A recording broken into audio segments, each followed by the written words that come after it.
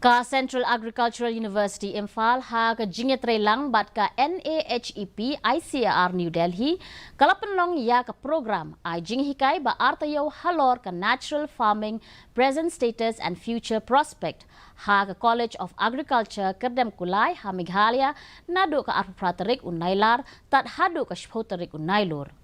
Kumbalai pesan ngut ki faculty ha ka kerdan jong ki assistant professor bat kham Halor na Odisha University of Agriculture and Technology Bhubaneswar na Bidhan Chandra Krishi Viswavidyalaya West Bengal na Assam Agricultural University Jorhat bat ki faculty na ka Central Agricultural University Imphal kileshim menta ha ka ni ka program ay Jinghikai. Palalai pongut ki resource person na kelengkeri ki belaku paukmat syabari kin sa jingkren bat Jinghikai ha ka ni ka program.